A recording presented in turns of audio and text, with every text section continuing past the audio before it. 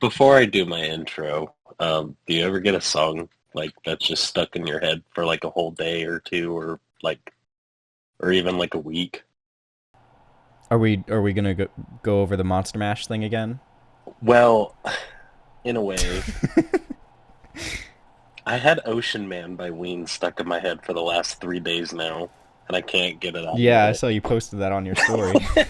Literally, I was singing it yesterday while I was playing with Tyler and my friend Lex on video games, and they were like, "Shut the fuck up, please!" And I'm like, "I can't get it out of You my didn't head." watch you didn't watch the SpongeBob movie recently, did you? No, but I was thinking of it, and No. then Ocean Man popped up, and I was like, "Oh shit, here we go." I already know what That's a good rabbit. song though.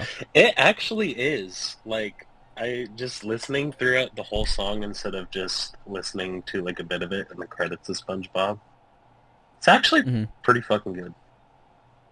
Yeah, no, I fuck with that song. Ocean It's pretty good. Man, take me by the hand, Take me baby by the land. hand, take me to the land that you Did, understand. did, did. Yeah, it's a banger. Welcome back to another episode of Terrorvision. I'm Justin. And I'm Alex, guys. Ocean Man. Last episode we did a Doctor Who episode, so Alex can get his Hmm. fix. Yep, yep. Now it's my turn. The episode that I've been waiting for ever since we started this podcast. Today we are doing my favorite horror film, Scream 1996. Is that really your favorite horror movie of all time? I have a lot of favorites, but if it was a movie that I recommend somebody to first watch, or if I were to choose a movie for somebody to watch with me first if they've never seen horror, it'd be Scream. So yeah, I would say Scream's Yeah. probably number one on my list. I don't know why. I don't know why it is, but we are doing Scream 1996. I couldn't be any more excited for this episode. I know it doesn't seem like I'm too enthusiastic right now. I'm still pretty tired I'm from... really excited for this episode, you guys. I I don't- absolutely can't wait. It's my favorite thing in the world. Scream 1996. I am so thrilled right Scream now. I 1996, can't. I everyone. can't wait to record this episode. I've been waiting. I'm sorry. I'm sorry if I sound a little enthusiastic. It's hard for me to contain it. It's Scream 1996 is a horror mystery. It's directed by the legend Wes Craven. The ratings are pretty decent. I kind of question IMDb IMDb. Sorry, I always get Mhm. that one mixed up. You do always or get that mixed up. DB. There's always a little part of me that's like correct him, but Do I'm it. like no, it's not that big a deal, Alex. Just let it go. IMDb gave it a rating of 7.4 out of 10, which I strongly disagree. Rotten Tomatoes gave it an 81%, and Letterboxd, that's a first that I'm naming off on this channel. Letterboxd gave it Yeah. out of 4 out of 5, which all these Okay. are incorrect. IMDb should have gave it a 10 out of 10. Rotten Tomatoes should have given it 100%, and Letterboxd should have given it a 5 out of 5 because... All right, Justin. Okay. I'm gonna say something controversial here. I think 7 out of 10 is more than fair. Fuck you. Personally. Okay, yeah. Anyways, guys, that was Terrorvision. Last episode. We're never speaking to each other again. Follow us on social media. Yeah, follow us on. No, don't get me wrong, man. It's a really good movie, but I would say it classifies more as like a B movie. You know what I mean? It's not Hereditary or Midsummer or anything super profound. It's more just like a really good slasher movie.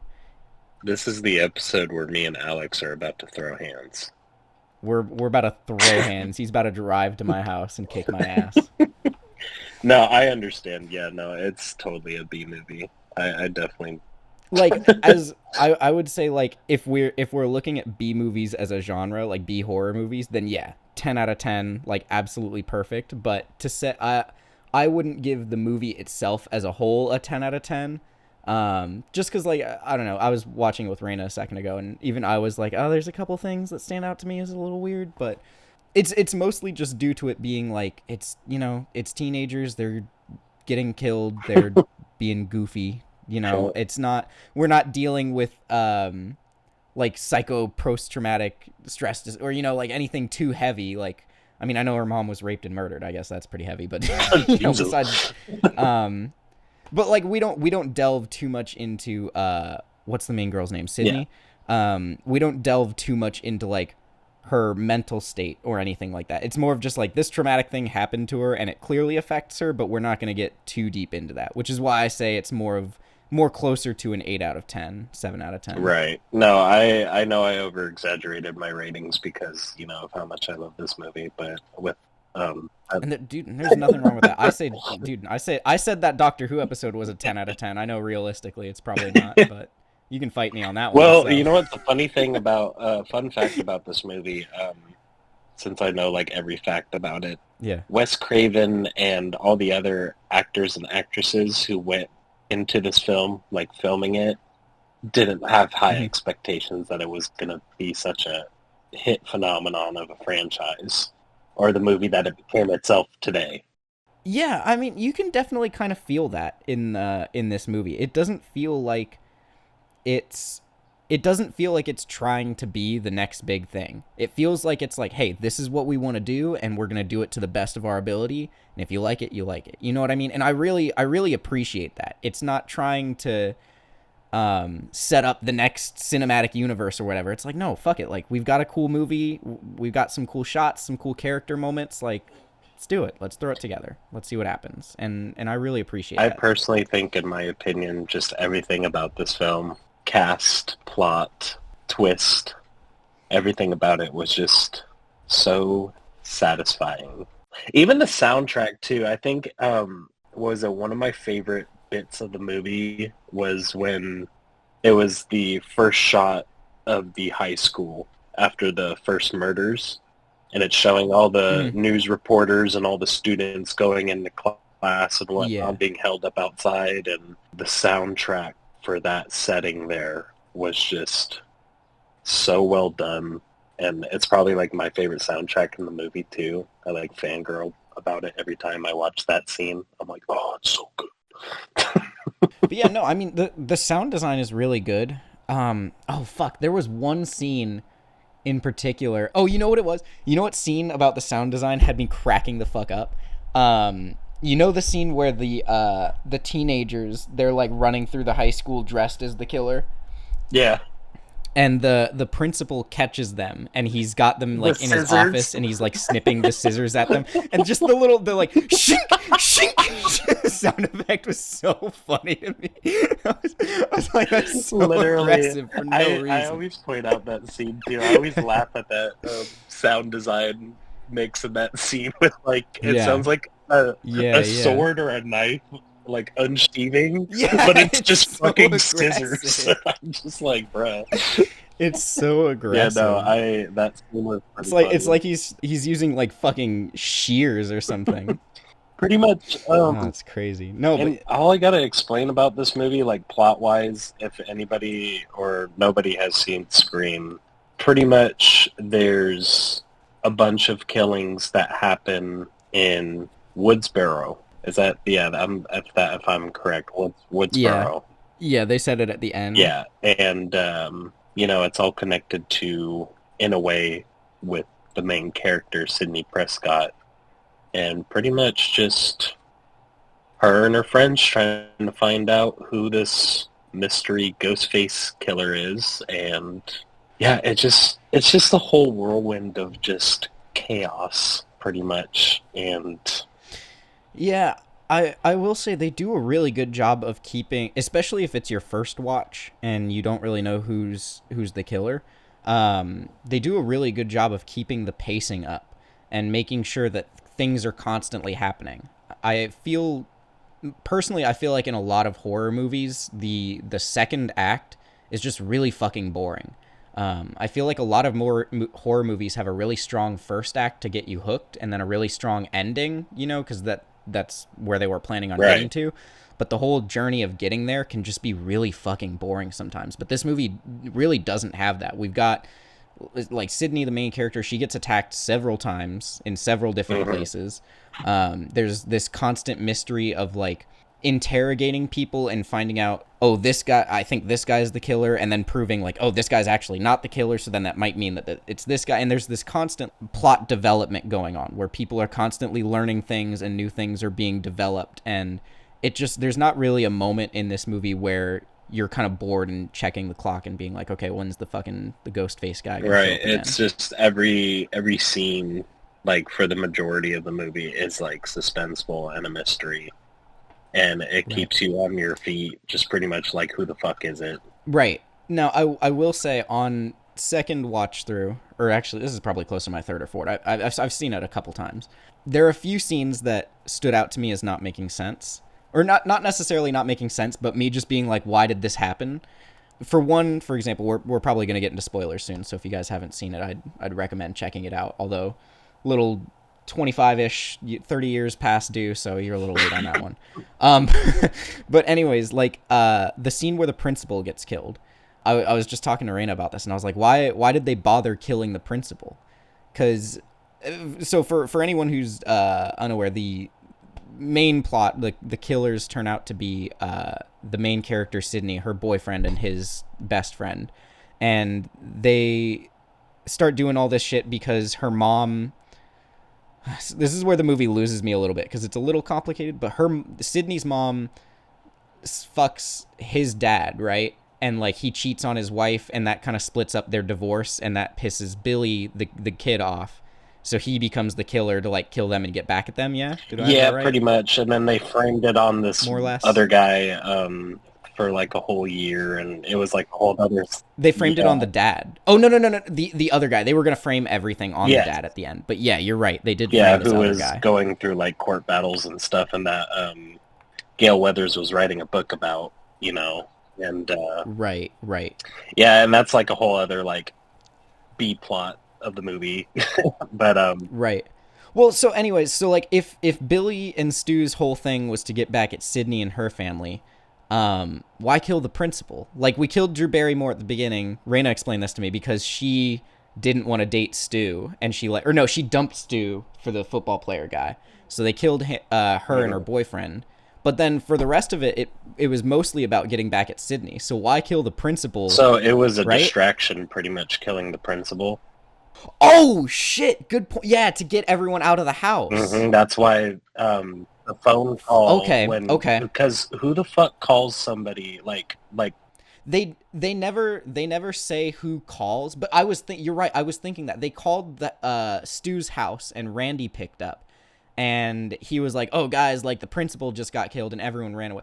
But it was probably Billy or Stu who called him and was who like, other "Oh, the like principal's dead," official yeah. or like officer would That's what I was call, thinking because I watched that and I was like, did someone from the school call this random student to tell him like, that the oh principal shit, was principal's killed? dead? Like, who the fucking like? I know how close you were with him. That know, must right? suck. So yeah, no, it was pretty much a distraction for all the rest of the kids to get out of the house. Okay, that makes sense. That So makes yeah, sense. no, and then I've watched like a whole theory of like, which I probably won't dive too much into in this episode because me talking about Scream and theories and stuff will probably be a 2-hour episode. But I was gonna say we'll be here for a while. I watched a YouTuber who did a whole theory of like who killed who in each scene, pretty much as the Ghostface killer. And it's pretty interesting of like how it all connects. I would say that Billy did most of the killings, though. Okay, real quick. Yeah. Quick side note: why kill Tatum? I'm curious, because I was kind of thinking about that, and I was like, I don't know, because that's my thing. Is like Now a you got lot me of people thinking. get killed in this movie, but it seems like it's mostly about Sydney, which was why I was like, why kill Tatum and the president, or not the president, not the president, the principal. Scream 6, we're killing the president. Yeah, but no, the principal killing makes sense. But why Tatum? Raina, you said something about Tatum, like Stu not wanting to date her in the first place. The more unhinged one, then she could have given him information. I see.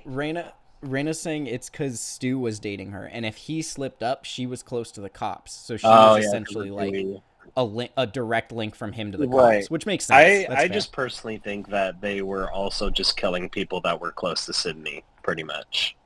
Yeah, it could be that they just wanted to fuck the To torture her, to fuck with her. isolate her more and more, just to where it's just her, Yeah, and they don't have to worry about anybody else yeah, that's close to her, so they can make an easy killing out of her. yeah. That's fair. That's just my opinion. But anyways, yeah, Billy killed Mm. Tatum, and then Stu killed the cameraman, and then Okay. Billy was the one who stabbed Dewey.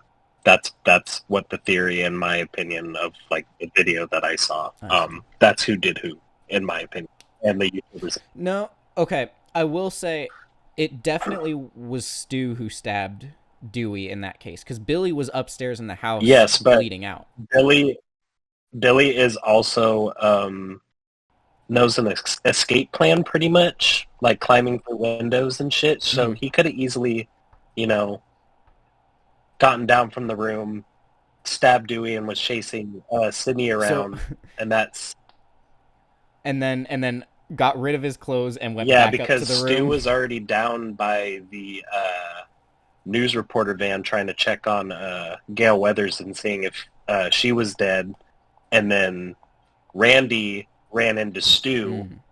probably seeing that and him trying to change out of his outfit or yada yada, and then them both running down, I pointing wonder fingers if at each other. But I don't know. You never know. I wonder if right, I wonder if the writers like actually know, like if they planned that out or if they're like I know they're not sitting listening to this, but if they were, they'd just be cracking up being like those I don't fucking know. Like I know, we right? just fucking, you You know, know? they're all sitting there like, this fan base is fucking retarded. God, these guys are just enjoy the movie, guys. Like, Jesus. it's so crazy, like, with, like, the Scream fan base, like, of how deep we dive into these movies, especially the first one. I see. Yeah, no, cast-wise is amazing. I fucking love Matthew Lillard. I love Skeet Ulrich. Dude, oh man, Matthew Lillard. I don't have words to describe how fantastic his performance is in almost everything I see him in. Like this movie, like for sure one of his peak performances just of his entire career. Man, that last scene just with them all in the kitchen and him just going fucking crazy acting. Like, Yeah, oh man, no, so good. he So good. actually ad-libbed, like, some of his lines in certain scenes, so what was it? I'd believe that because there is a certain authenticity to his character in particular. You know, like I don't know. I look at Billy and I'm not entirely convinced. Like, Yeah. you know what I mean? I'm not entirely immersed that this is some fucked up teenage killer. But man, fuck.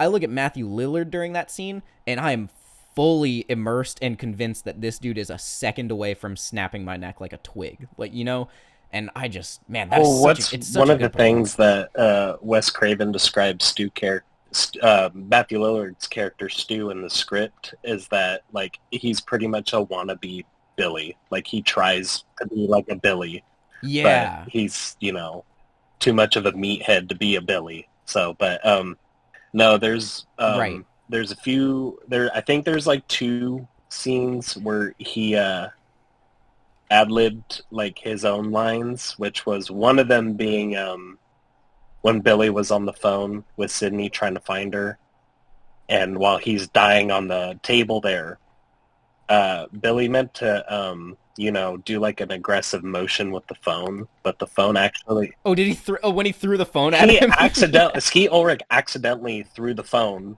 at Matthew Lillard. So him yelling at Really? Skeet, you hit me with the phone. You Yeah, threw the phone at me, you fucking dick. hit me with the phone, dick. Yeah, that was all authentic right there. And then the whole, That's I awesome. think also the other line that he ad-libbed was my mom and dad are gonna be so mad at me.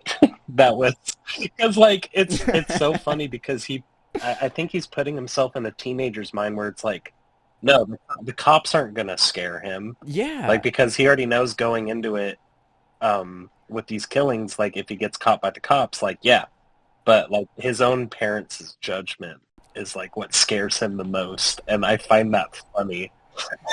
And being caught, yeah. No, I mean, that also kind of adds to what I was saying about Matthew's performance being a lot more genuine and real than I don't know the actor who played Billy, so I'll just refer to him as Billy. But Billy's performance Skeet. is that is that his name? Yeah, Skeet Ulrich. Skeet Ulrich. Yeah.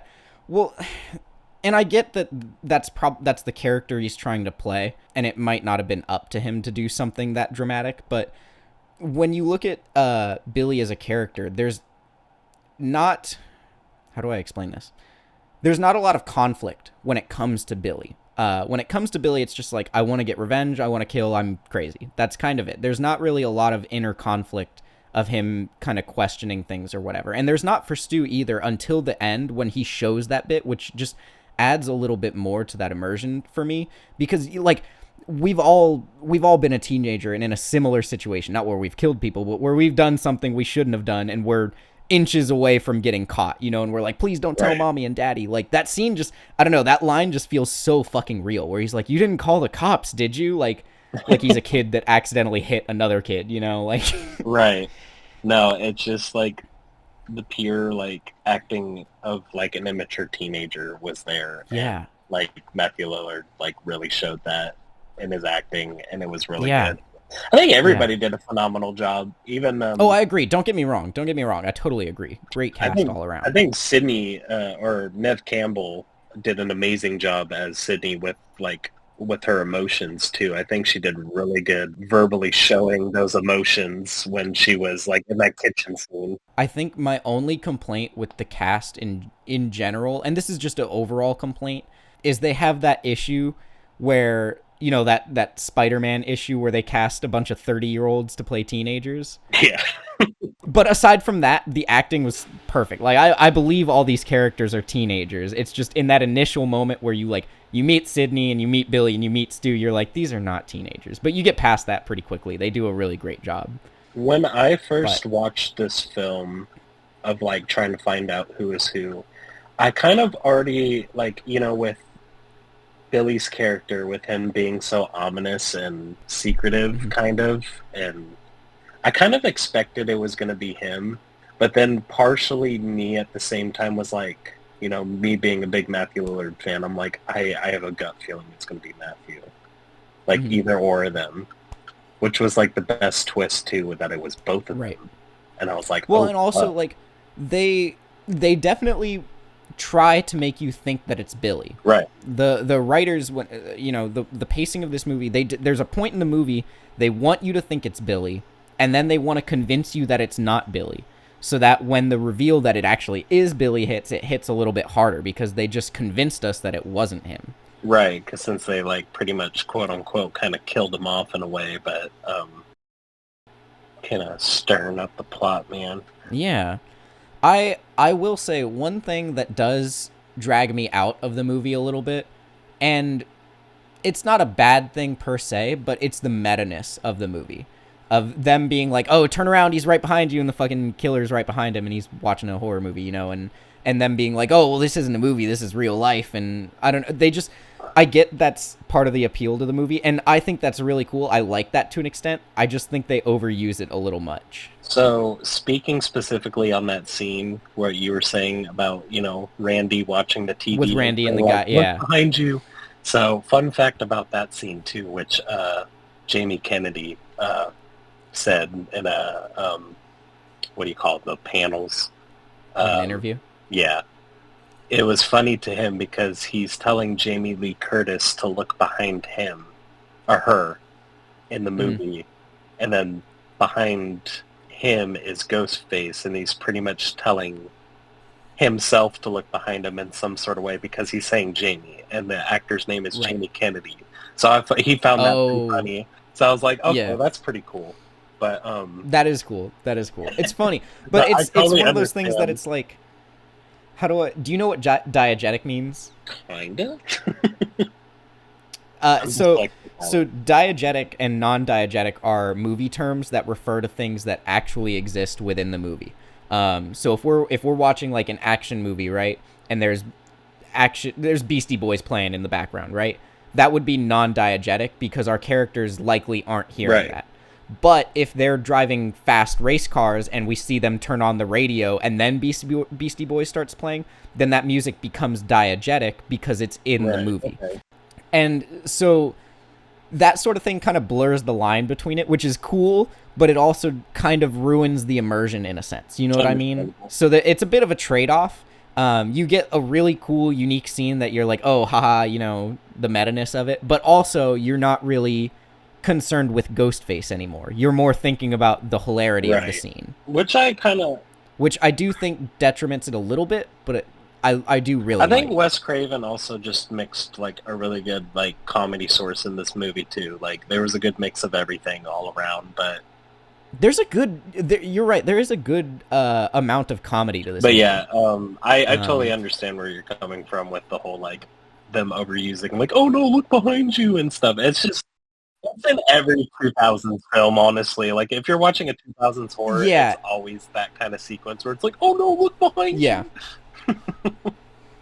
Well, I don't know. I mean, the scene, it feels very uniquely Scream, but it also just kind of pulls me away from the edge of my seat, deeper into my seat, if you will.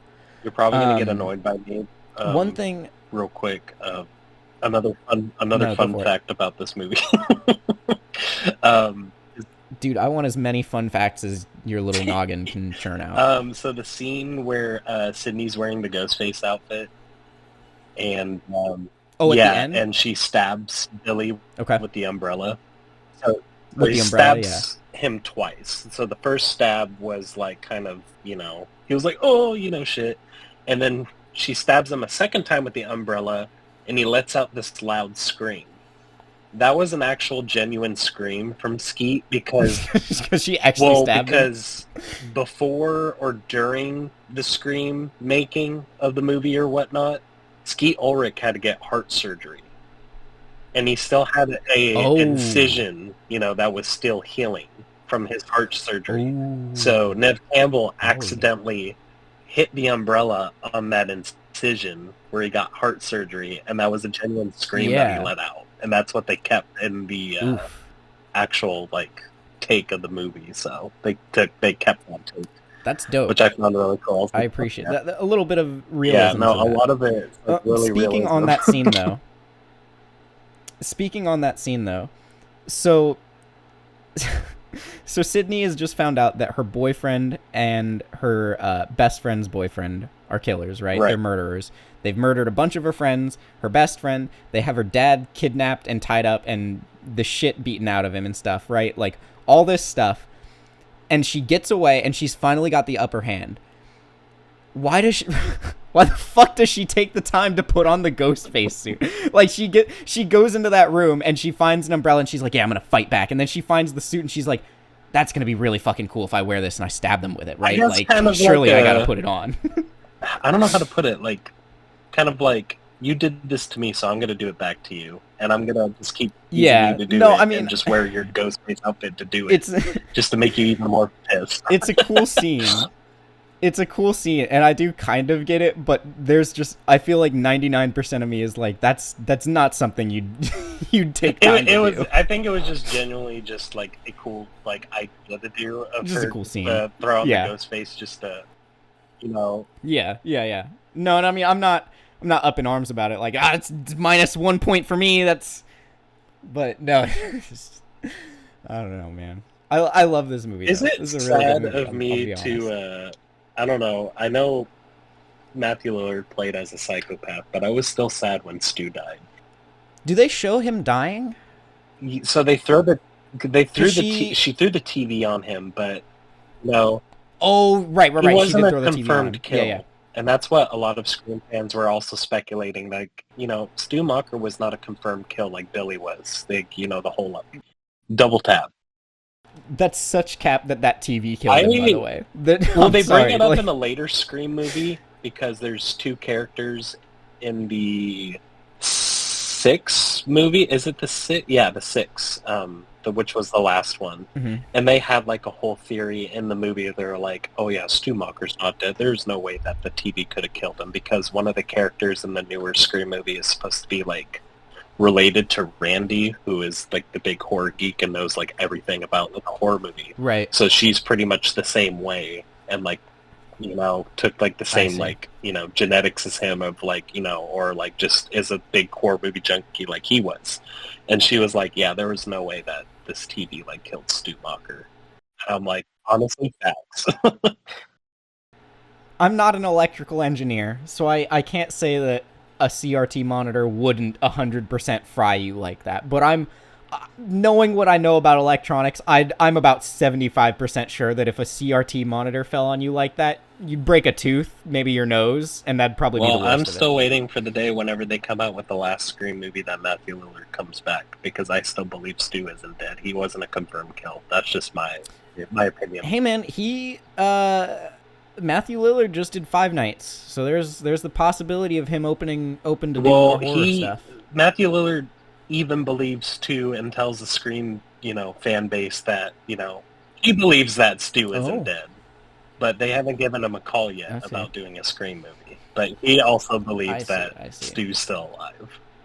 Because there's no way a fucking TV can kill somebody, in my opinion. No. I mean, unless if it's a really fucking heavy TV. Well, that's what I'm saying. Like, CRT monitors are heavy, but it fell, what, like 2 feet? True. Like, maybe if we dropped it on his head from the second story, yeah, that'd probably break his neck, but... Yeah, that's another... Pushing it over the TV stand, that's another fact not. I just want to throw out there. Stu Macher's still alive. I'm still waiting for him to come back. So, but yeah, I was sad when he died. I was like, no, not Matthew Lillard. Stu 2025 confirmed. You know, I actually saw a theory the other day that he did survive, and he actually snuck off and managed to find a dog that he adopted and 3 other people that became his friends, and he started solving mysteries afterwards. He became the mystery solver and not the mystery causer. I fucking hate Make up for his sins. Yeah. Well, it's funny. You know, it's funny because since we brought up Five Nights at Freddy's 2, he did some same like gestures like he would as Ghostface with the whole knife swipe, and oh yeah, which I found really cool in the Five Nights at Freddy's movie when they were like quote unquote killing his character. That was probably just a direct. Yeah, he was like, "I always come back," and I'm like, "Bruh," I'm like, "Yes, you do, bitch." Yeah, I'm still waiting for the day for Stu Macher to come back. Anyways, enough about Stu Macher. Scream 1996, very, very awesome movie. I always enjoy watching it. I've watched it like 500 times, so of course I'm going to say I always love watching it, but Wes Craven did a really good job directing this movie, and it's one of my favorite Wes Craven films. I mean, don't get me wrong, Nightmare on Elm Street is phenomenal, and a couple other of his films, but, you know, Scream just... I mean, it topped off becoming a franchise, so Wes Craven did a really good job of, you know, doing the first one, so everything about it was amazing. But yeah, overall, this movie would always be a 10 out of 10 for me. That's probably the highest rating I'm ever going to give on this podcast of a movie. I would say, like, general movie score, I would give it a 7.5 out of 10.